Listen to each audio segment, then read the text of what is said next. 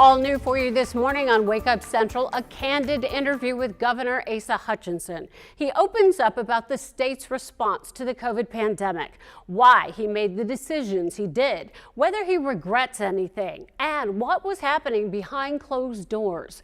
Joe Ellison from our sister station in Northwest Arkansas has the story. We had numerous calls with the White House, with other governors helping to get prepared and to know how to respond to it. In this interview, Arkansas Governor Asa Hutchinson takes us through what it was like to ready a state for the coronavirus. You knew that it was likely to come to Arkansas, so you were trying to get prepared for it, but nobody can really understand the gravity, the drama that was ahead for us. March 11th, 2020, Arkansas confirms its first presumptive positive case.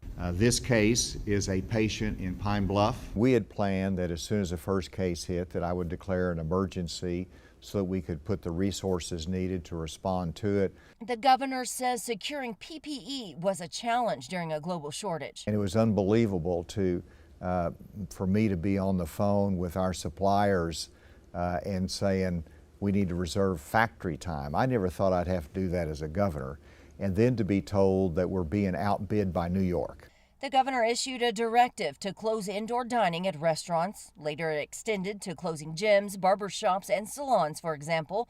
What was behind the governor's decision? I remember the pressure even from the Trump White House to shelter in place, to close businesses.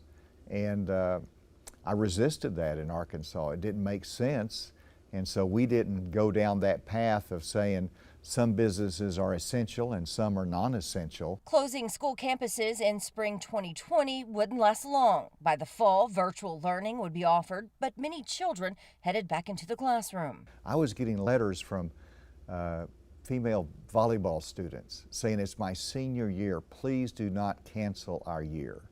The pressure was there because then you had some teachers protesting out in front of the mansion saying, you're going to put us in a coffin if you make us have school.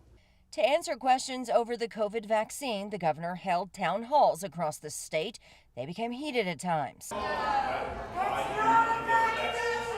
Does the governor have any regrets from the pandemic? You know, one of the great regrets, of course, is some of the confusing messages that were out there and that science was disregarded.